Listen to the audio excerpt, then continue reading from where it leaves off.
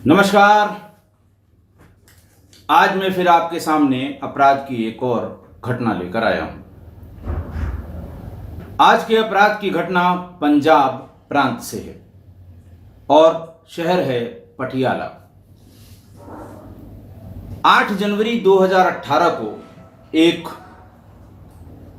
व्यक्ति गिरफ्तार हुआ जिसके ऊपर इल्जाम यह था कि उसने 29 दिसंबर 2017 की रात में पटियाला के टैगोर सिनेमा के पीछे एक व्यक्ति की हत्या में शामिल था। व्यक्ति का नाम राजेंद्र कुमार था।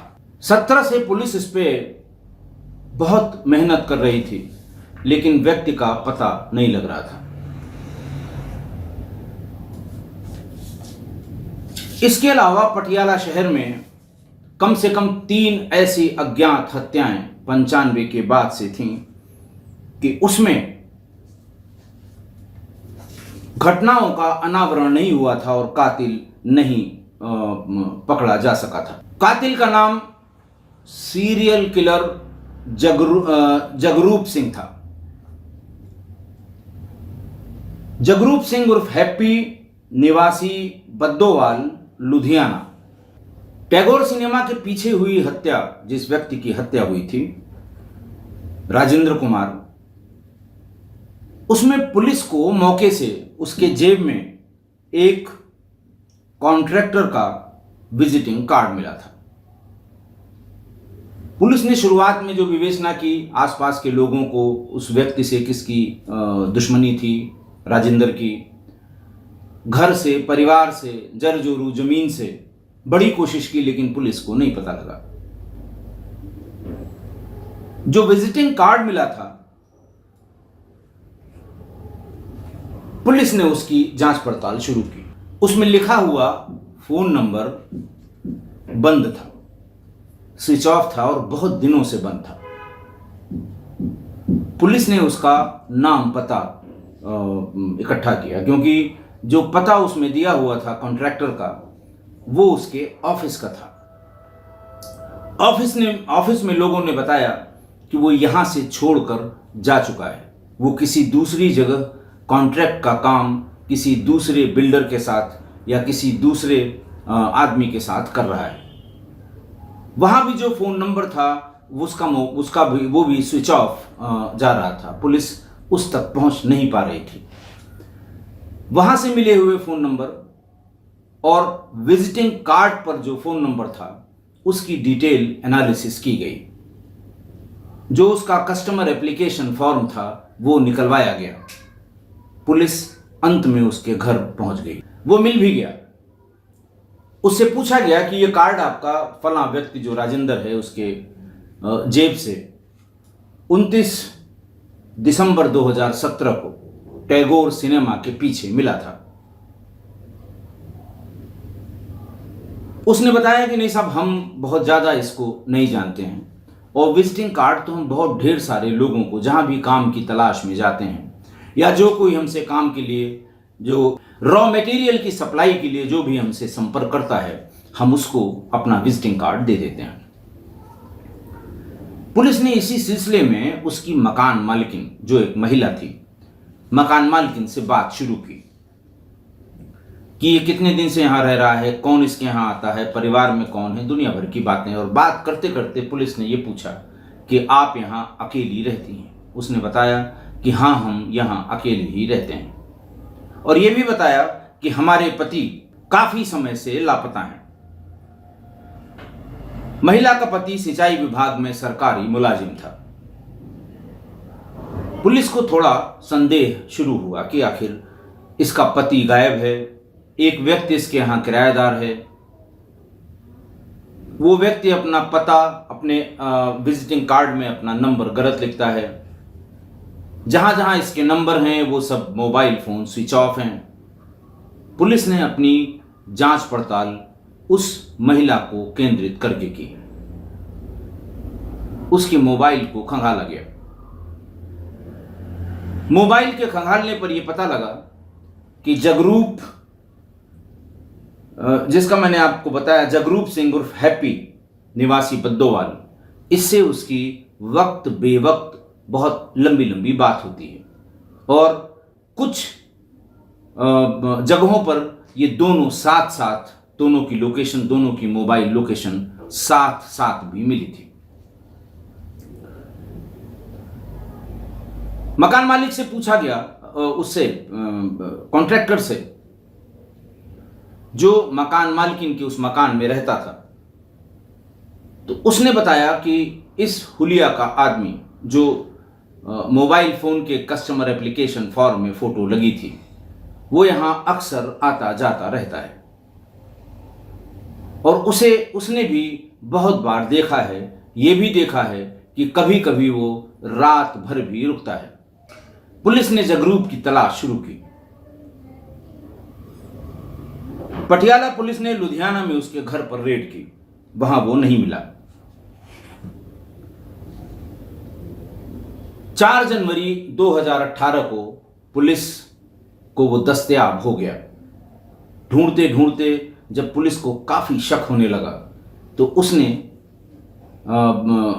पुलिस ने सारा ध्यान जगरूप पर केंद्रित करके, जगरूप उर्फ हैप्पी पर केंद्रित करके उसे गिरफ्तार करने में सफलता हासिल की। पुलिस ने उससे पूछना शुरू किया। पहले उसके साधारण बयान लिए गए, तुम कहाँ के हो, कहाँ रहते हो, कहाँ कहाँ काम किया तुमने, दुनिया भर की सब बातें। और फिर उसकी बताई हुई बात या उसके बयान को तस्दीक करना, फिजिकली वेरीफाई करना शुरू किया। आधे से ज़्यादा बातें उसकी झूठ निकली। फिर पुलिस ने वही किया जो किया जाना चाहिए, श्रेणीबद्ध पूछताछ। उसने पहला राजेंद्र से ही शुरू किया। उसने बताया कि मैं इस महिला से मेरा संबंध है बहुत पुराना, और ये बार बार हमारे इन संबंधों के कारण ये नाराज होता था, गुस्सा होता था, और उसने कई बार अकेले में घर जाकर इस महिला से छेड़छाड़ करने की कोशिश की। इसलिए मैंने उसको बहाने से एक टेम्पो पर बिठाकर टैगोर सिनेमा के पास ले गया, शराब मंगाई और फिर उसको गला उसका घोंटकर अंगोछे से मार दिया और चेहरे को इतना विकृत कर दिया ईंटों से मार मार कर कि पहचानना मुश्किल हो गया। शिनाख्त भी उसकी बहुत दिन बाद हुई थी। पुलिस ने जब और आगे पूछताछ की तो उसने ये बताया कि पहले ये महिला अपने पति नंदलाल के साथ इसी मकान में रहा करती थी।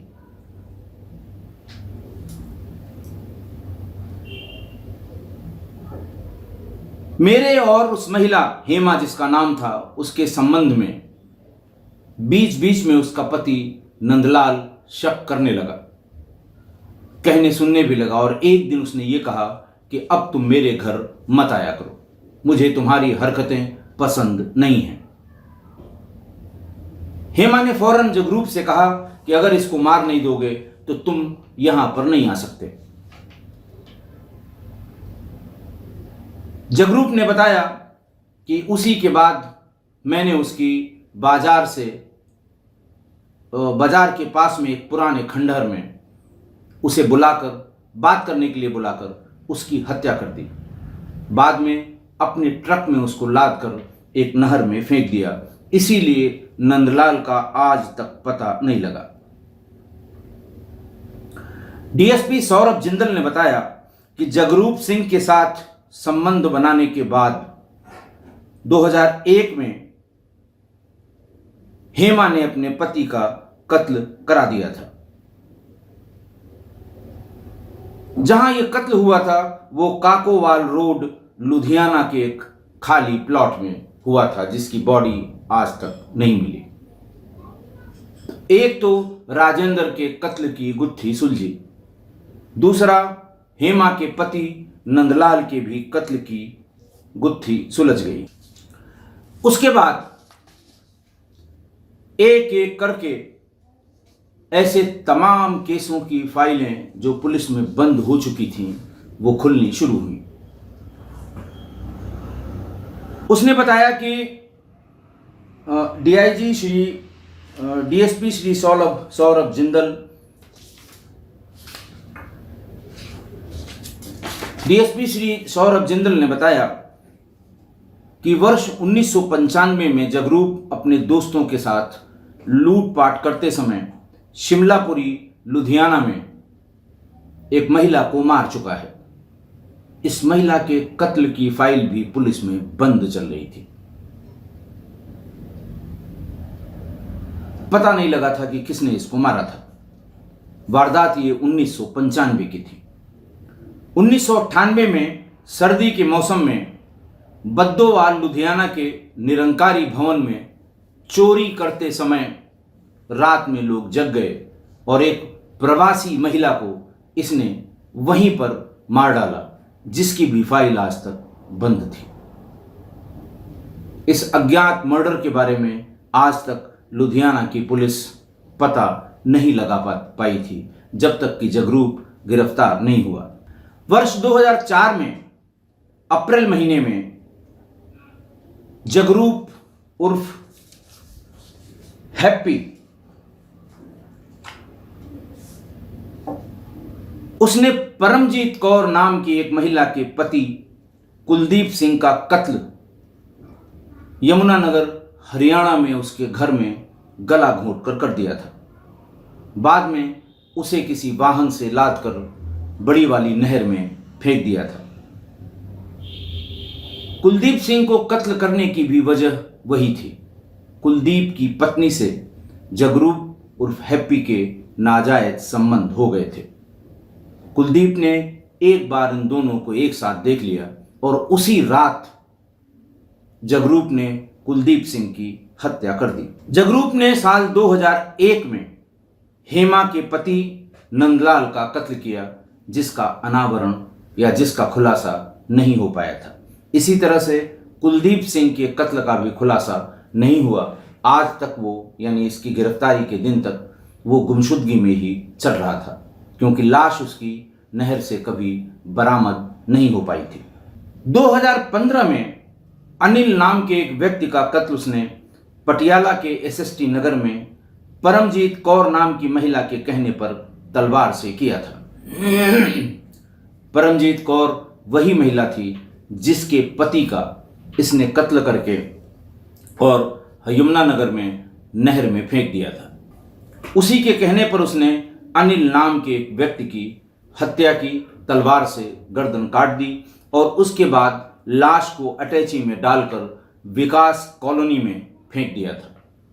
2015 में से चल रही इस अज्ञात हत्या का भी पुलिस ने अनावरण नहीं किया था, क्योंकि इस बार उसने गुस्से में अनिल को इसलिए मारा था कि परमजीत कौर के कहने पे उसके पति को मार दिया, नाजायज संबंध बनाता रहा। लेकिन एक दिन इसकी जानकारी में आया कि अनिल भी उसकी गैर मौजूदगी में परमजीत कौर से संबंध बनाता है, लिहाजा उसको तलवार से काटकर अटैची में डालकर विकास कॉलोनी में फेंक दिया था।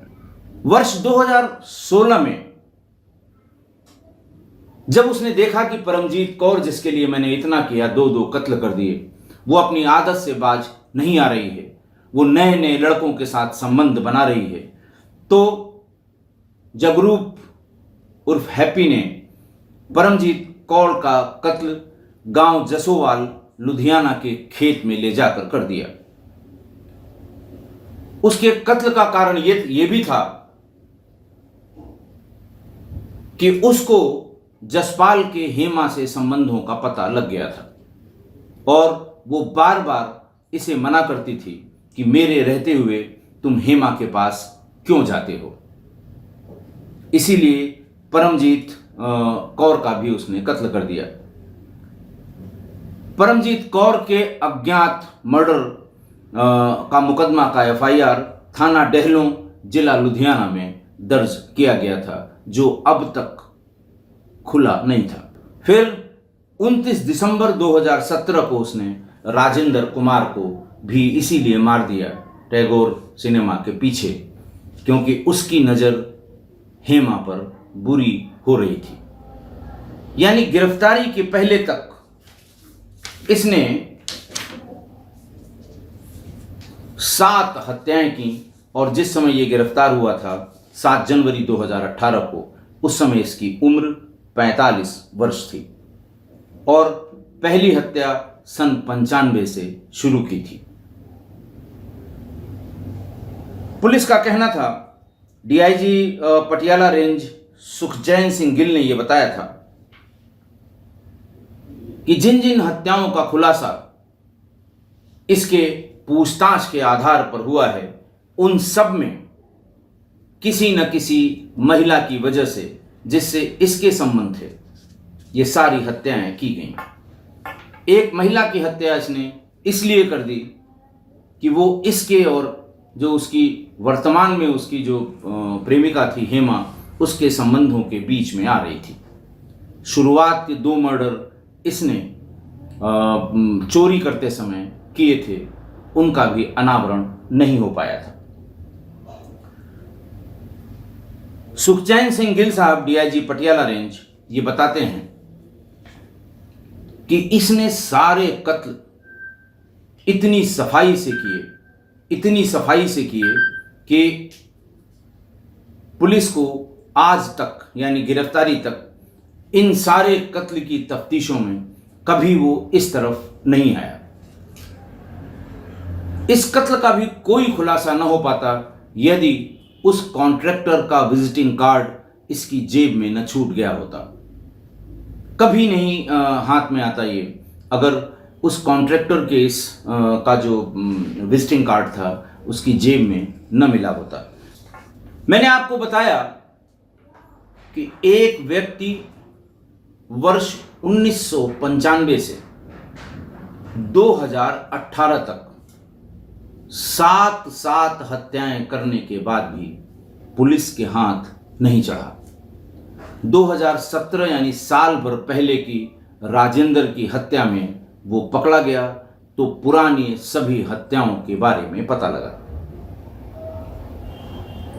ये सिर्फ इसलिए बता रहा हूं कि तमाम ऐसी हत्याएं आपके आसपास, तमाम ऐसी घटनाएं आपके आसपास जो पुलिस ने अभी तक, जिसको पुलिस अभी तक उसका खुलासा नहीं कर पाई है, ये सब आपके आसपास मिल जाएंगी। पुलिस को इतनी फुर्सत नहीं कि वो इस तरह की अज्ञात हत्याओं की कड़ी को एक के बाद एक जोड़े। इतनी फुर्सत नहीं है पुलिस पे, काहिली है पुलिस में, चाहे जहां की पुलिस हो। मैं किसी पुलिस को कभी दोषी नहीं मानता, पुलिस एक ही है, वो पंजाब की हो, हरियाणा की हो, उत्तर प्रदेश की हो, मध्य प्रदेश की हो, बिहार की हो, हिमाचल की हो, दिल्ली की हो। उनके पास जो केस आया, उनके पास जो अपराध आया, लूट का हो, छिनैती का हो, हत्या का हो या फिर किसी ऑर्गेनाइज्ड क्राइम से संबंधित है, वो अपने आप को उसी हत्या तक सीमित रखते हैं। अगर उसके खुलने में दिक्कत होती है तो उसको अलग फाइल में बंद करके रख के और नए काम में जुट जाते हैं। लुधियाना पुलिस ने ही राजेंद्र का मर्डर तो खोल ही दिया था। उसका इंटरेस्ट ये हुआ कि वो इससे जिसके संबंध थे, वो कह रही है कि उसका पति बहुत दिन से गायब है, उसका पता नहीं लग रहा है, और उसी के चक्कर में उसने उसके पति नंदलाल के बारे में जानकारी इकट्ठा करने की जद्दोजहद में इस कत्ल का भी खुलासा हुआ। और फिर ये पता लगा कि लुधियाना और आसपास के तमाम अनिल का अटैची में रखा हुआ शव, उसका भी पता नहीं लगा था। परमजीत कौर की हत्या का पता नहीं लगा था। इसी तरह कुलदीप सिंह की हत्या का पता नहीं लगा था। इतनी सारी हत्याओं में, 7 हत्याओं में सीरियल किलर का डीआईजी रेंज साहब का ये सुखचैन सिंह गिल साहब का ये कहना है कि ये खुद तो ऐश करता था, पैसे की कोई कमी नहीं थी, महिलाओं को अपने जाल में फंसाता था, खासकर यंग लड़कियों को, उनसे गलत काम करवा के और पैसे इकट्ठा करता था और जिस किसी महिला से इसके संबंध थे उसके रास्ते में अगर कोई भी आया तो उसे कत्ल करने में इसे जरा सा भी गुरेज नहीं हुआ। सारे कत्ल इसने ठंडे दिमाग से पूरी उसकी प्लानिंग करके और उससे बचने के सारे तरीकों का इस्तेमाल करके इसने किए थे। जैसे जब इसको कत्ल करना होता था ये कभी अपना मोबाइल अपने साथ नहीं ले गया। जब से ये मोबाइल की कॉल्स पता लगनी शुरू हुई हैं, कम से कम 2004 के बाद का जो जितनी भी इसने घटनाएं की थी, किसी में ये मोबाइल अपना नहीं ले गया। पुलिस ने हर अज्ञात हत्या में अपने सारे तरीके लगा दिए थे, कोशिश की थी कि इनका पता लग जाए। डीआईजी साहब का और जो डीएसपी सौरभ जिंदल हैं, इन्होंने जब प्रेस को ब्रीफ किया था, प्रेस वालों ने इतनी हत्याओं के खुलासे और एक सीरियल किलर के गिरफ्तारी में बहुत से सवाल पूछे थे। तो ये बताया गया था कि ये मानसिक रूप से बीमार व्यक्ति है। महिलाओं से संबंध बनाना और रास्ते में जो कोई भी आ जाए, वो कोई भी हो, उसका कत्ल कर देना।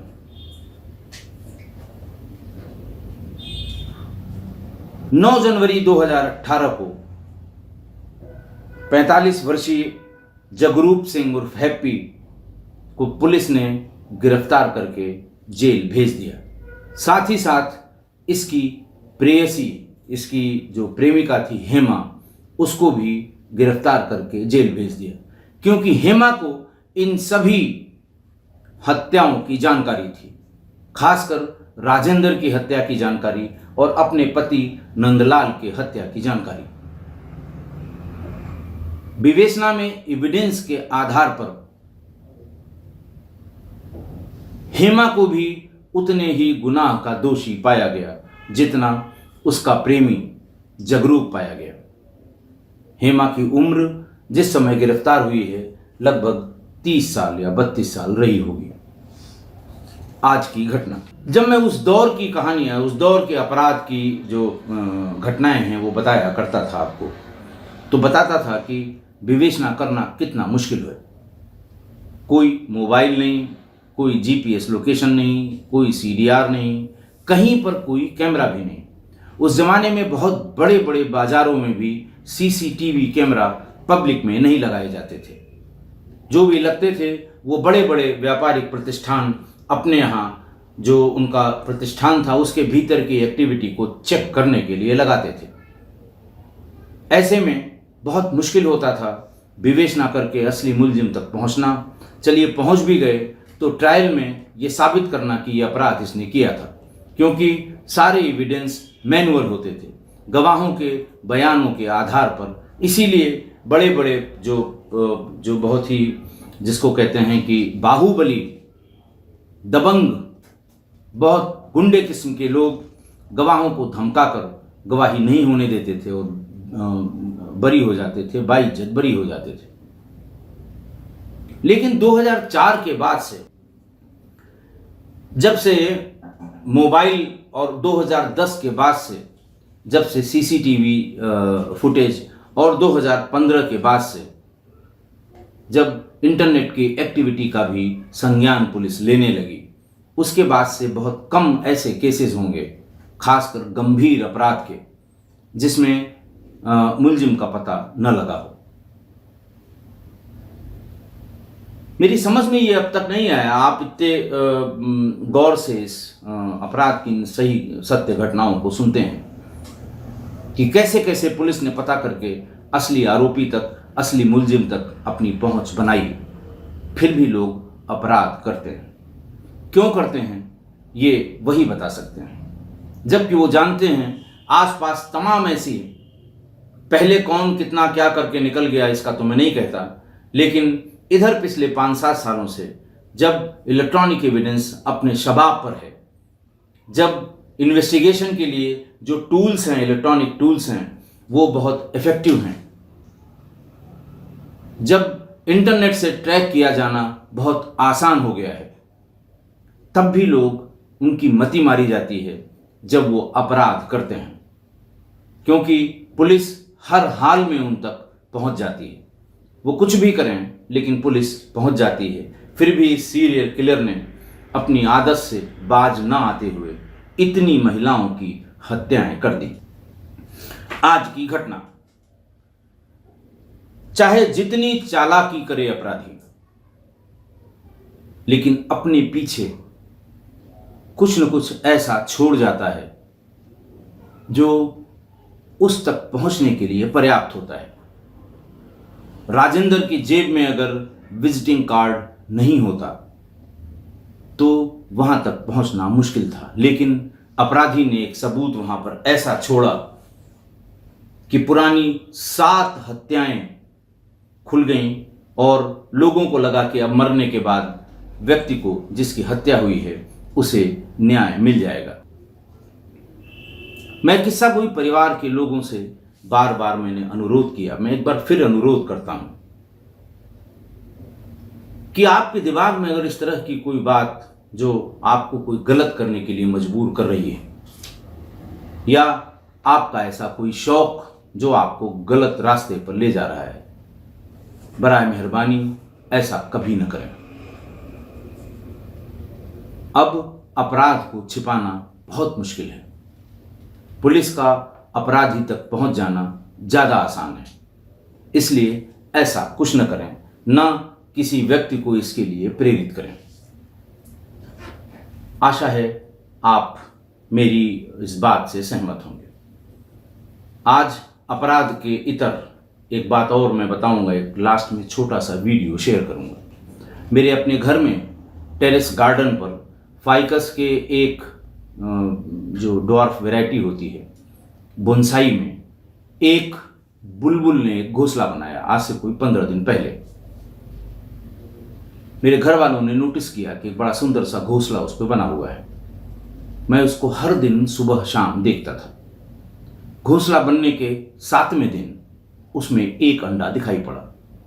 बुलबुल शाम को हर हाल में घोंसले में रहती थी। दूसरे दिन उसमें 2 और अंडे मिले, कुल मिला के 3 अंडे हो गए।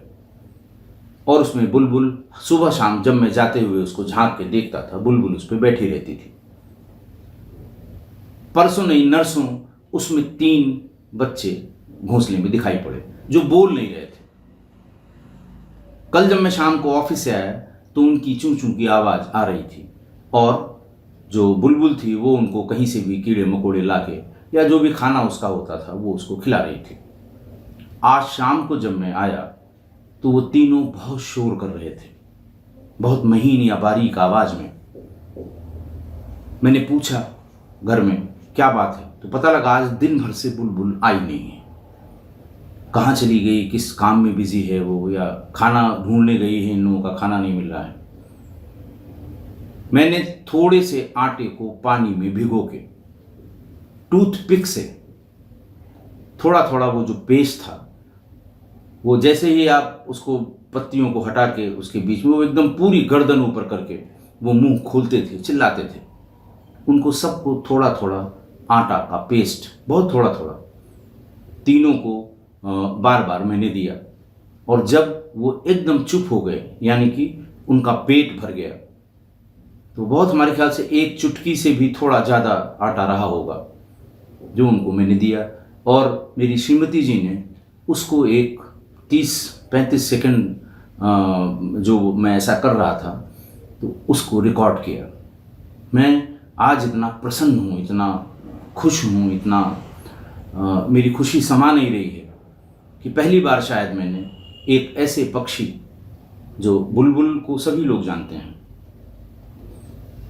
तो ऐसे पक्षी के बच्चों को पेट भर खाना खिला दिया।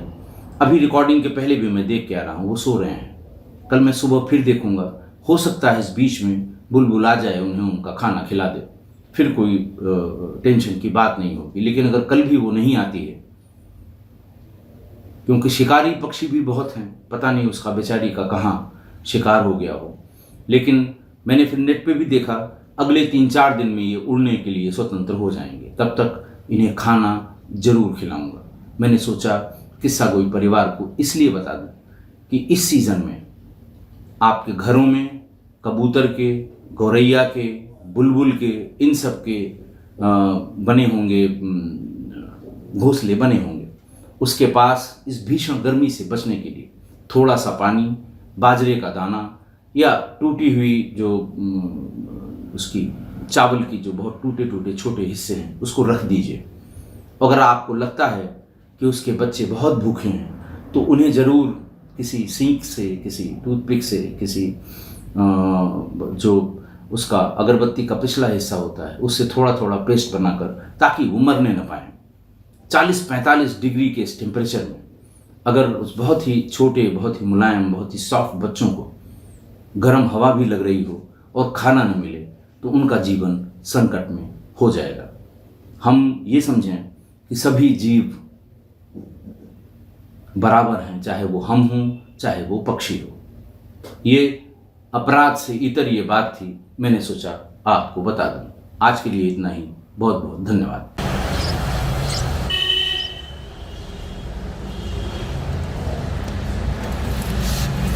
एक मिनट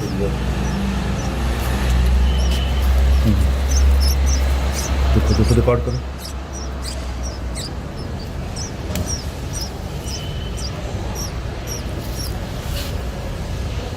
बहुत सुंदर रिकॉर्डिंग होगी, तुम बच्चों को भेजोगे, बच्चे एकदम खुश हो जाएंगे।